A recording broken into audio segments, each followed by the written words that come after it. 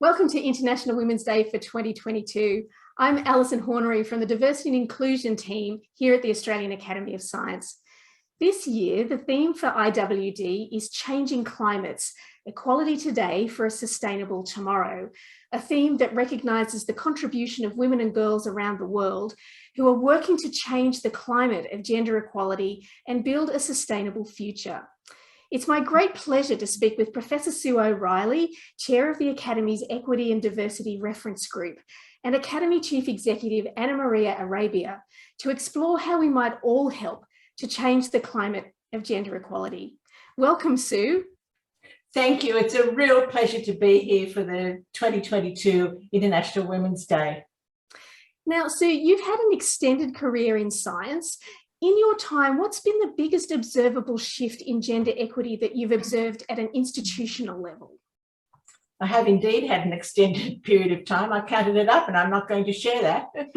But I think the biggest change has simply that there has been a growing awareness and a recognition of the need to be serious about equity for women. And that certainly did not exist when I started my career.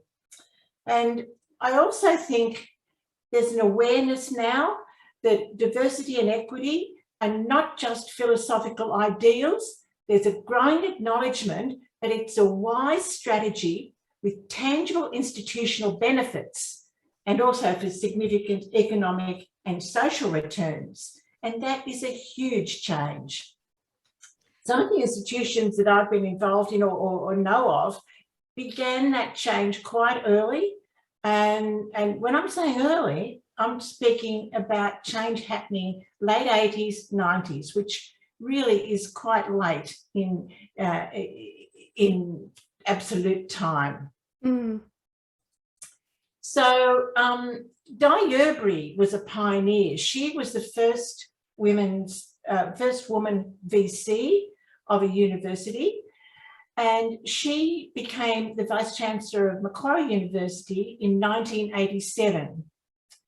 She had a very gentle way of bringing in non-discrimination processes because the environment at that time had no awareness of these issues. But of course, a lot of women in academia and in STEM in particular were really feeling those. She had a very personal touch, but she had a gentle but firm way of encouraging women to fulfill their potential, while at the same time, she elevated Macquarie University to research excellence in STEM and in the humanities. The legendary Fay Gale then became Vice Chancellor at the University of Western Australia, and she brought a whole new attitude and environment to a very traditional establishment. At least Macquarie had been a new university, so it didn't have a long tail of tradition. Of course, in UWA at that time, men absolutely dominated all scientific academic positions, and as was common with all institutions, they uniquely populated the upper echelons of those positions. And Fay instituted a policy that I think was amazing for the time, that for every advertised position, the search committee had to bring to the table at least one credible woman applicant. Mm-hmm. That strategy worked so well because once appropriate women were identified, coached in their application forms, or didn't have to be coached, but helped to put in their application forms, they were incredibly successful. And the demographic of academia at the University of Western Australia slowly started to transform. And I remember a really high profile case, which was for the Professor of Engineering. The committee kept coming to Fay and saying, there is no woman with those credentials who could apply for it. She said, okay, no appointment. So this went on. I think it was for about 12 months. And they finally found a woman, brought her to the interview and the application process, and she was successful. And she went on to an excellent career at UWA and then, in fact, into high positions in CSIRO. So that shows how the right person at the right time can affect dramatic change in what are entrenched concepts of the time. Of course, today, the number of women vice chancellors, fortunately, is growing and keeps on growing. And we've come a very long way on that journey. It's a long way to go still. And I think that the SAGE initiative that was started by the Academy has played a huge role in raising awareness and in encouraging universities to develop strategies and policies that address women's participation, as well as awareness, because it injected an element of competition to reach various goals which were known publicly. And that's a very successful strategy when universities are vying for recognition. So I think that encapsulates the changes that I've seen. So Sue, reflecting then at a more personal level on some of those changes that you've observed, as a woman working in STEM across your career and almost being within those institutions as they're grappling with this change and trying some of these new ideas, what's been some of the changes that you've seen from when you started to perhaps where things are now?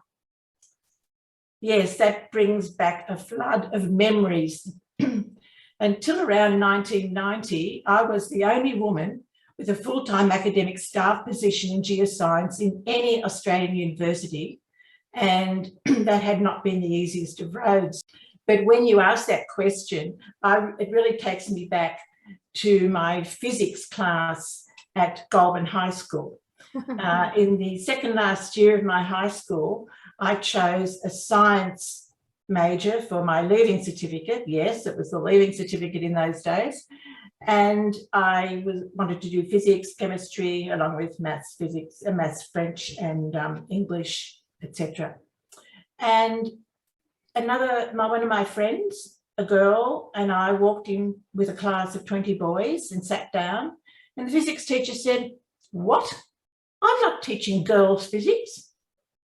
Wow. "Please sit out in the veranda." Well, I was quite indignant, and I, perhaps with great temerity, went to the headmaster and suggested that this wasn't really appropriate, that perhaps I should be taught physics by the teacher. The headmaster, who had a son in my class, looked down at me very condescendingly and said, "Oh, girls don't need physics. Girls get married and their husbands look after them."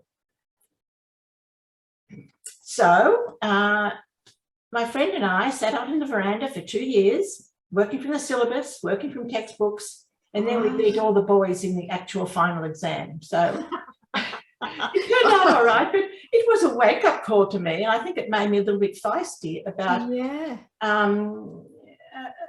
advocating for women's rights. I've actually always done it rather gently, because it's very easy to create strong reactions in people who have long-held views. But so I haven't necessarily been the person out there yelling and screaming, but I feel that I have tried my hardest to change things behind the scenes. There's another interesting story that makes young women in science raise their eyebrows these days. When I went for my first academic job, a lecturer, the head of the selection committee came to me afterwards with a letter explaining exactly the situation, but he explained to me one-on-one that I was by far the best candidate for the job, but there was also an applicant who was a man with a family. And of course, the job had to go to that person. And I had that in writing. Wow. So things have changed. No, doesn't mean to say we've got a long way to go, haven't got a long way to go, but there has been at least some change. It would be illegal to do that these days. Now, Anna Maria, you were instrumental in leading the development of the Women in STEM Decadal Plan in collaboration with the Australian Academy of Technology and Engineering. This plan's now entering its 3rd year. Why do you think it's still an important reference point for us all? Yeah, the Decadal Plan for Women in STEM remains to this day, some 3 years on, a really important reference document. In some ways, I wish we had achieved all of its objectives. The reality is we did set ourselves 10 years, but I think it's been a particularly useful reference point because it offers a framework for anyone in the STEM sector. So it doesn't really matter where you sit, whether you're in the education sector, you're in academia, in government, even a member of the public. It offers a framework and some guidance around the sorts of actions and things you can do to achieve gender equity by 2030. Now, some are particularly difficult and required unified responses and people to come together, and others are, there is some low-hanging fruit. But I think what's been particularly useful with it is that it's helped people push in the same direction without saying you must do this and therefore we will achieve gender equity by 2030, because in reality there is diversity in workplaces, there's diversity in a range of areas and types of STEM, and we do need to factor that in. So I think one of its real benefits is that it accepts that diversity and enables people to take action within their workplaces in ways that work for them, but the structure allows us to push all in the same direction. And that sort of coordinated action is really what's needed for us to achieve particularly some of those more stubborn objectives that the Decadal Plan for Women in STEM aims to achieve. So that leads me, I guess, really quite nicely to the next area that I'd like to just explore briefly, which is this issue of discussion around the leaky pipeline when it comes to women and diversity, people with diverse backgrounds more generally working in STEM, but where we particularly find women leaving the STEM workforce at various points in their career for various reasons. I'm curious to hear your thoughts about any really effective or successful interventions that you've seen or experienced that are really good models for how we can start to address some of these pipeline issues that we hear talked about so much. Yes, I think the first thing is to say is that it's really difficult to identify all the reasons for the leaky pipeline, and we need much more evidence and much more probing into exactly what are these reasons. I actually do not know of any comprehensive study that's taken a wide number of people and done this in depth in a real sociological study. Mm. But I think that some of the things that have been put in place to encourage women to stay in the workforce, particularly at that crucial stage of just coming out of a postdoc into their first position. It's probably at the same time that they're being involved in a family life, perhaps with children coming or having to look after children. So it's a very difficult time. It's a very challenging time, both in their work and sometimes in their family life. So one of the things that I think has really been important and that was brought in by the ARC and NHMRC is that their track record is appropriately considered in the context of their career opportunity. So that takes into account the time they have had to spend on other matters, such as family matters or illness or something like that. So there is a level playing field when it comes to their assessing their achievements in relationship to those of all the other potential applicants for any position or any grant or for their progression within the academic system. And so that I think those two things, the fact that interruptions are taken into account, and in addition, that their career time is measured as years since PhD minus those interruptions and not their age. Some women don't even get their PhDs until quite later on after they've finished caring for children or with family situations. And so the measuring career opportunity as years since PhD is much fairer than saying looking at their age. And I'm very proud to say that the Academy does that in both awards and in nominations for elections. I think the other thing is that much can be done in the workplace. For example, a very simple thing, but a very effective thing, is to make the hours of meetings or discussions within the workplace family friendly. And for example, I've had, for 25 years, I've been the director of successive centres of excellence that have been funded by ARC. And we have limited our meeting times to between 10 and 3, so that helps with family responsibilities before and after, and just made a good family-friendly environment that ensures good and empathetic mentoring as well. So those practical arrangements, the family-friendly hours for meetings, and also arranging childcare during conferences. It's a small outlay for a huge return. And the other thing is, I think there's somewhat obvious things, is the flexibility to arrange part-time work. And a lot of universities don't have HR processes that enable that to be done easily. And I think that's a really important thing. And perhaps that's one of the things that COVID has brought us, that flexibility and the ability to have very effective remote working is really valuable, and sometimes can produce a higher level of performance for particular tasks. So I think those things are really important. And nationally, I have family in Norway, and I think if, like Scandinavian countries, we could bring in significant parental leave for partners and husbands, as well as for the woman, that would become normalised, and there would be a gradual change in attitude towards leave, towards giving time off for family work, etc. I think that is a really important initiative that could be taken at the national level.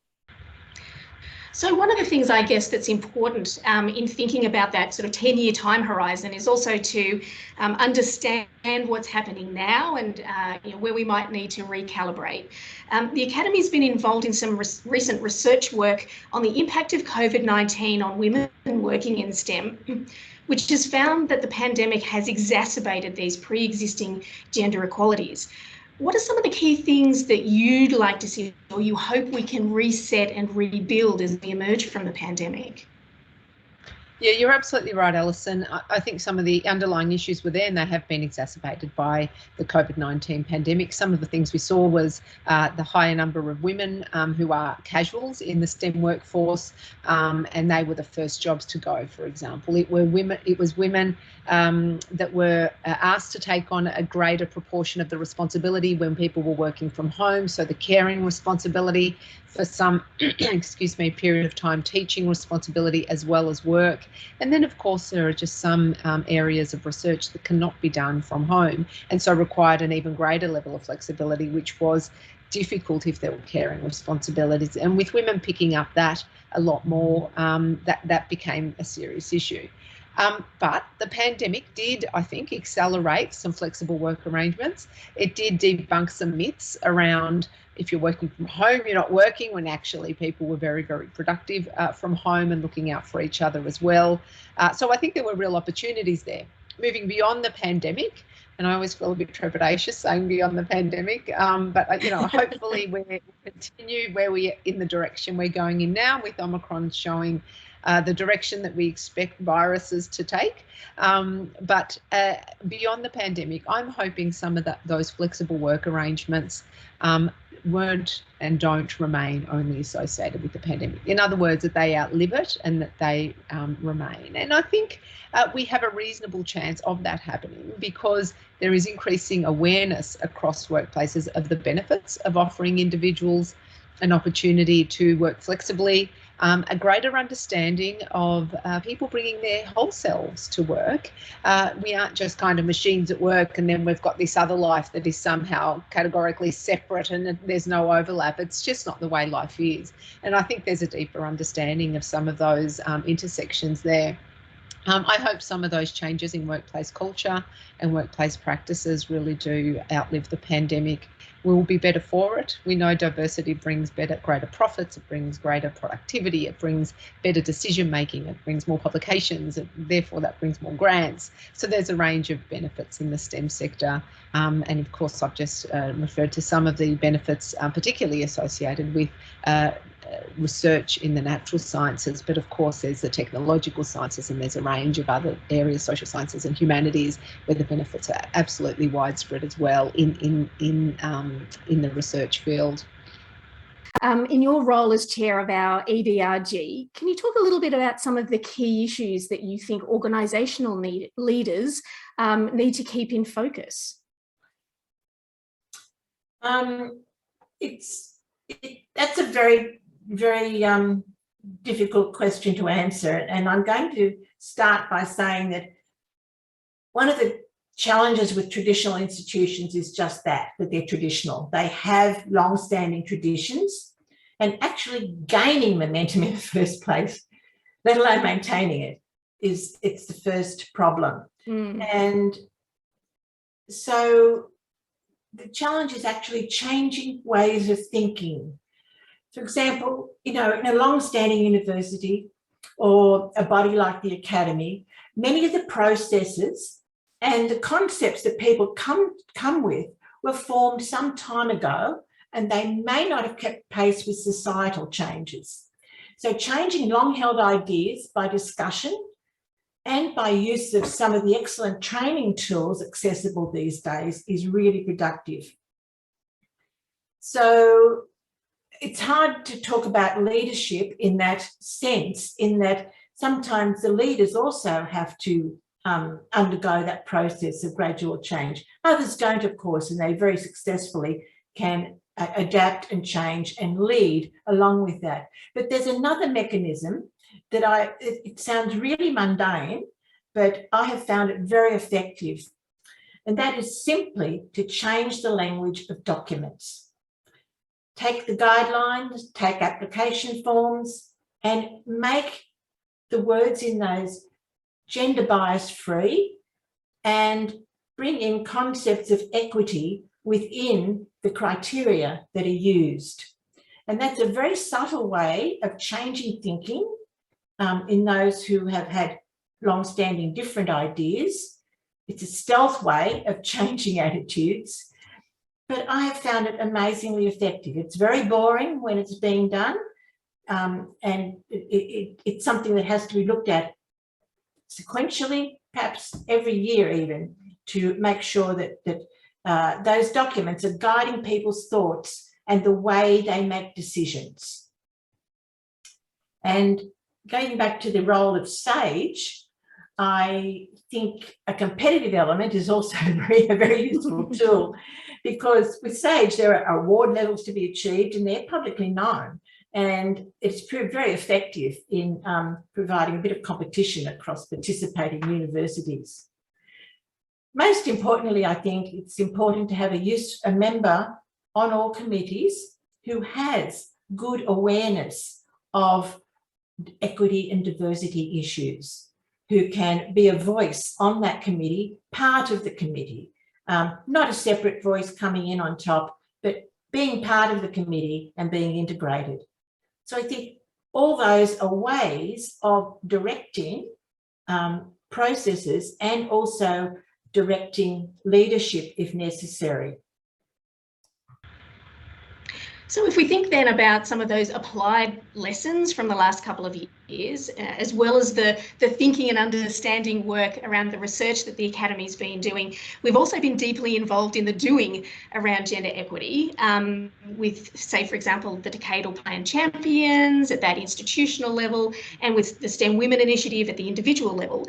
Could you talk a little bit about both of those initiatives and why this dual institutional individual approach is really important? Yeah, of course, and you're spot on, Alison. We authored the Decadal Plan for Women in STEM, but we are part of its audience. We participate in that STEM ecosystem. And so at the Academy of Science, we've had our own initiatives. One of them is the Decadal Plan Champions. And that offers institutions, organisations, entities, private business, wherever you may sit, an opportunity to align your work in gender equity and achieving gender equity with the recommendations in the 10-year plan for women in STEM. It's part of having everyone push in the same direction, and that is really, really important. And it also helps benchmark ourselves without having a burden of over reporting, but gives people an opportunity to show where they're at, identify gaps in their practices, and as time goes on and, you know, over the next 12 months, address those and be able to look back and say, oh, look, you know, we've made progress in this area, or there are some outstanding gaps that we need to continue to work on. So that's really the philosophy behind the Decadal Plan Champions program. The Academy itself is, of course, a champion of the Decadal Plan, and we have aligned our own workplace practices and programs and initiatives to align with the recommendations of the Decadal Plan for Women in STEM. The other one you mentioned was STEM Women, and that very much operates more at an individual level rather than an organisational level. And STEM Women is very much a response to one of the recommendations in the Decadal Plan that effectively says, and we've heard it all before, but I'll say it again, you can't be what you can't see. So it's about making us all visible and making women visible and making people, even other dimensions of diversity, visible. So we found, our research in compiling the Decadal Plan found that a small cohort of women are always called upon to represent women in committees, on conferences, you know, for all sorts of roles. But we know there is a plethora of wonderfully talented women out there. They're just not as visible. And so the STEM Women platform, and it's stemwomen.org.au, allows women to register themselves, create a profile, and effectively say, these are the sorts of things I'm interested in. And therefore, other organisations, whether you're the media, whether you're someone looking for a board member, a scientist to visit your school, a range of things, speak at a conference, you're able to find women in a particular field. So it's completely searchable. And what we have found in creating STEM Women, which has had tremendous organic growth on its own. People have really been attracted to the idea, and opportunities have arisen and connections between organisations and individual women.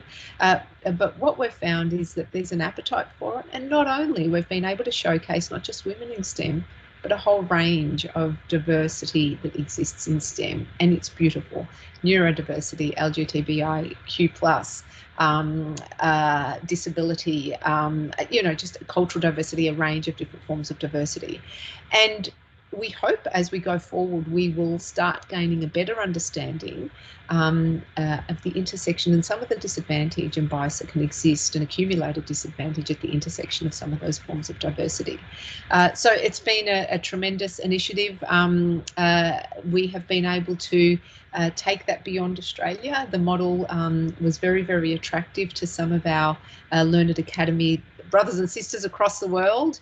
And so with in collaboration with them, we've been able to develop STEM Women Asia, which is now making visible women in STEM across 30 countries in Asia. And we took a bit of a deep dive too to look at what sort of what their experience was through the pandemic, and what sort of disadvantage they face, and the sort of things that can be done to help assist women in different Asian countries. And they are diverse results. There are commonalities without doubt, but there are diverse experiences there that need different tools and different mechanisms to approach them. So that's been really exciting, and it's lovely that it's received some global recognition, but more importantly that the tool has been able to assist women right around the world.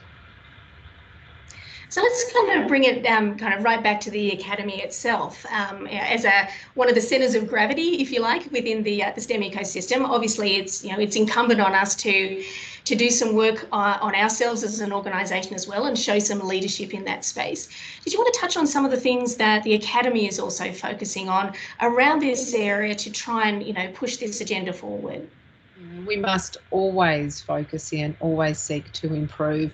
I feel like I've got a long list of things I'm about to share with you, but that doesn't mean we've covered everything. I'm always conscious that we need to always reflect and measure ourselves, evaluate what we do, make sure we're doing the very best we can, that we're adopting best practice. So that that kind of philosophy underlies all of our work in diversity and inclusion. But I mentioned earlier, we are ourselves a champion of the decadal plan, and so we've aligned our activities there. But some of the things we've adopted, and they're not just in response to the pandemic, they, in fact, many came before the pandemic, were flexible work arrangements within the academy. That's always been the case. Small things that can make a big difference, not having meetings before 10 a.m. and not scheduling meetings after 4 p.m. We try and have low meeting days so that people actually have time to be able to do the work that they promise they'll do excuse me, in meetings, rather than have that even mental burden on the weekend or physical burden of actually needing to complete that work. We devised and implemented a code of conduct for all of the academy. That doesn't seem like it's a big deal, but actually, as a learned academy, we are our fellows, and our fellows are scientists right across the country, and they are volunteers of the academy, so that we don't employ them as scientists, they're employed by their institutions. So to create a code of conduct that makes it very clear the expected conduct of fellows who are volunteers, as well as staff and anyone who participates in academy activities, is quite an interesting development process, which we took the time to do, and it gained great support across our fellowship. And so that is in place, and it's been really heartwarming and pleasing to be able to share that framework and that code of conduct with other institutions in the STEM sector, and they have since modelled theirs on ours. So that's been really exciting. Of course, the Academy of Science has been involved in shepherding and leading Science in SAGE, Science in Strategy and Equity, which is now a standalone organisation, but is the single most transformative national initiative to bring about sustained change for women in the higher education and research sector. And we're very proud of our foundational role in SAGE. We did that together with the Academy of Technology and Engineering as well. So that's been a terrific thing for the Academy to pursue. Of course, a range of other internal things. We've developed our first Reflect Stage Reconciliation Action Plan and are about to move to our Innovate Stage RAP. There had not previously been a lot of work around how we work really effectively and achieve reconciliation within the Academy, both staff and fellowship. And I'm really pleased that there is growing awareness, there are proactive initiatives, and part of the discussion has really matured around how we look at Indigenous knowledge, how we bring more Indigenous scientists closer to the Academy's work, and how we work together to design a path forward. So that's been really rewarding, and I think all of the time and patience we've taken to do that step by step has been an important investment, because I've certainly learnt a lot along the way. Small things which perhaps aren't small, incorporating carers grants into all of our events and activities. So allowing women to participate in a conference in a way that helps them. So some might have caring responsibilities at home and would really like a nanny at home for them to be able to participate in a conference. Others might wish to have a babysitter at a conference venue. Others may wish to have assistance in travelling with a nanny. Others may need assistance in caring for elderly people. And so looking at individual circumstances and saying, what do you need so you can participate, rather than pretending that we know exactly what individual circumstances are and that everybody fits into the one mould. So that's applied across our events. I'm proud of that one. We also annually report to our council and our leadership on diversity data, and we are trying to get better at collecting more dimensions of diversity so that we can continue to report. We know when we report, there are KPIs, and we can be held accountable for many of the things that we do.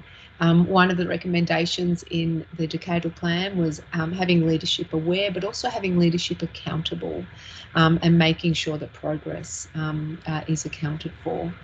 We've been able to introduce an Aboriginal and Torres Strait Islander Scientist Award to recognise wonderful talent amongst Aboriginal and Torres Strait Islander scientists.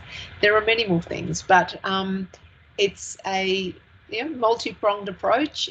It's never perfect in that there is so much more to do, and we have much more to do, and we're always looking out for best practice and sharing that with others. So, Sue, to close out our conversation today, I'd like us to get in our time machine and jump forward 12 months to International Women's Day 2023. And I'm curious to hear what's one thing you hope we will be talking about this time next year, but also what's one thing that you hope we won't be talking or still talking about next year? Well, I hope we'll be talking about, and I think we're starting to, so I'm cheating a bit. I think I would like to see we're talking about equity across the whole range of diversity in our society. And I think we should be able to apply lessons that have been successful in increasing female participation, in example, the Academy Fellowship elections and in STEM areas generally over the last 5 to 10 years. We should be able to apply those mechanisms and processes to the wider spectrum of all aspects of gender diversity, neurodiversity, cultural diversity, all diversity in the STEM sector. And that, of course, will naturally spread to the wider social environment. How can we do this? I've thought about this a lot because it's something that I feel strongly about. We can do it by identifying those pathways that have been successful, that have been successful in getting women into STEM. So we should be able to apply that across the rest of diversity. And with the same processes I was talking about, some of them being very simple. The right people in the right position is very important. And that enables increasing awareness of the advantage of diversity in the workforce. And I'll just have to get on my hobby horse here because the world of the future is going to be really, really complex and demanding. And we have to get a lot of things right. We've got to get the environment, social issues, health and welfare, sustainable energy sources, and true equality of opportunity right. They're critical. And women and diverse people must be able to contribute to the full, and they must be able to make use of their talents and capabilities for all of our society, because that's the only way to shape the future that Australia deserves and that the world needs. Chinese have a very interesting and wise proverb, as they commonly do. It says, women hold up half the sky. And I'd like to add in, women and diverse people hold up at least half the sky. And I think you said, what do I hope we won't be talking about? That was a tricky one. 1 year is a very short time scale because all of these changes have been incremental. And I started talking about changes that happened in the late 80s, and we're still undergoing that process. I really look forward to the time when women and diverse people are really routinely appointed to high positions and important roles. And when there are reports of this, they do not emphasise that they are women. And ultimately, I hope for the same for gender, neuro, and culturally diverse appointments. I do hope that as I said earlier, the practices triggered by the pandemic become embedded, and that we don't fall into old habits, particularly the bad habits. I hope as we move forward, and we often speak about how technology will assist in solving problems like climate change and reducing global warming, I hope that in that pathway forward, we're able to make those solutions as inclusive and diverse as possible, because they will be the best solutions.